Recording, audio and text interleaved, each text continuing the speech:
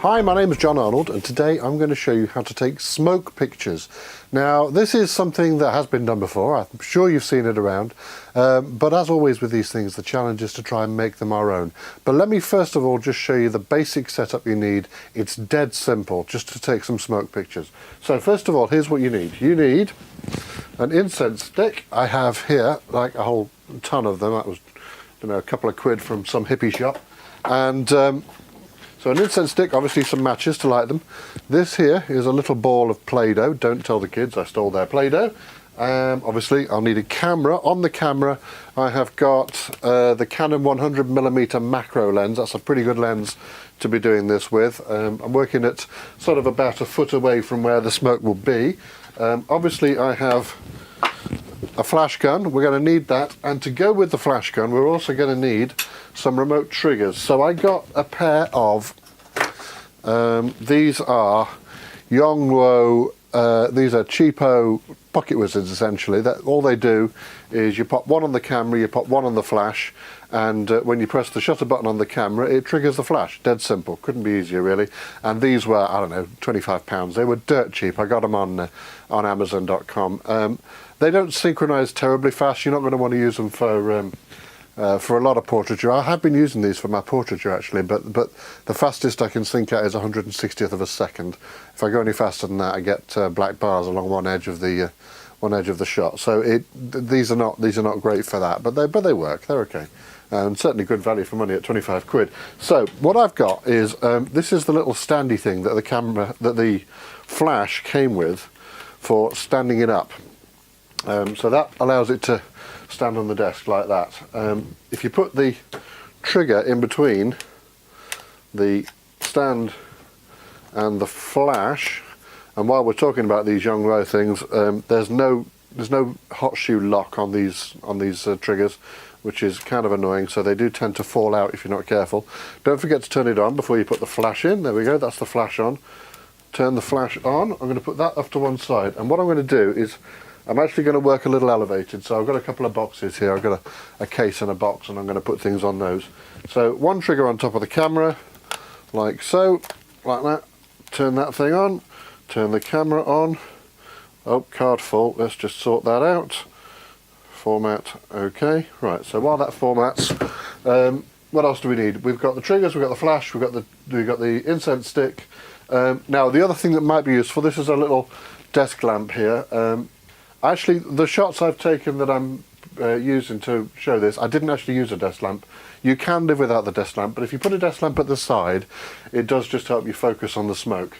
Now, the other thing you're going to need, which is very important, is a black background. And I have here a sheet of black foam. You can use black card, you can use a black sheet or something. Anything you can get that's a black that goes behind the shot. And what I've been doing is I've been blue tacking this to the wall. Now this isn't very big, it does rather limit your the space you can work in, but you can still get great smoke pictures with this. So that's very important. We're going to put that up at the back. One final thing that I have been using, you can live without this. What you can do instead is use cardboard, but this is a Rogue flash bender, and what you do is you strap this around your flash like so, like that. Click on, you swine. There. See, there we go, there's the foot falling off again. And what this does is, this allows you to shape the light. So you can move these side bits around and bend it's got sort of bendy struts in it. And you can use this to form the light. And what we're trying to achieve here, the very important thing about the way you arrange this light, let me get that stand off the floor. The important thing here is that when the flash fires, you don't want the light spilling onto that black background. So let's get this all set up and I'll show you how we take some pictures. Okay, so I'm all set up. All that remains is just to light the incense stick. So let's just light that.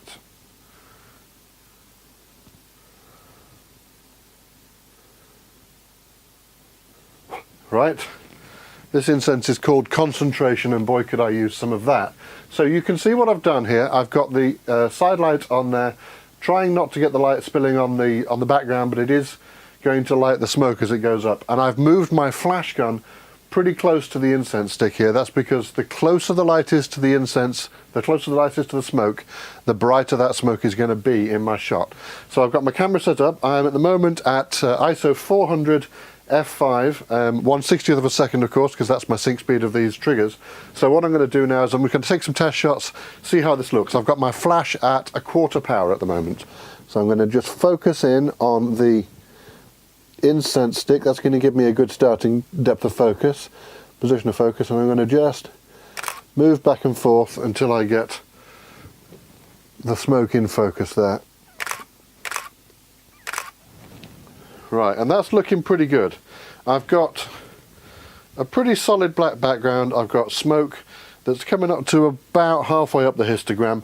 It would be nice for that smoke to be a little brighter, so I'm going to just try and move in that flash a little closer, see if I can get closer without it going in shot. Looks like I can.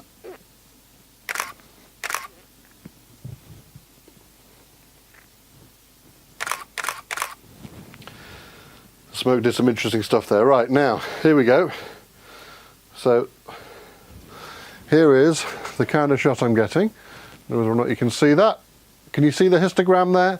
We've got data that is up above the halfway point. You can see a nice shape. Let me just switch to the, there you go. There's the actual shot I took. You can see that the smoke is nice and bright in the shot. The background is nice and dark.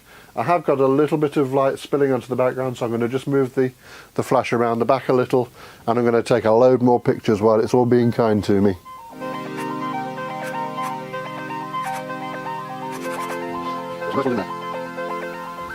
Check out that one. Very nice.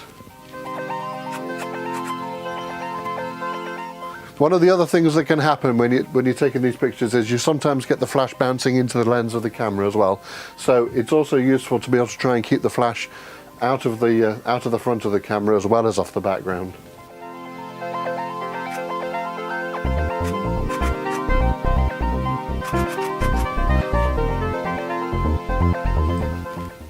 So here's another great one we just took. Another nice one. So obviously the next step is to take these pictures out of the camera, get them onto the computer and see what we can do to post-process them and make them look beautiful. I'm going to take some more pictures.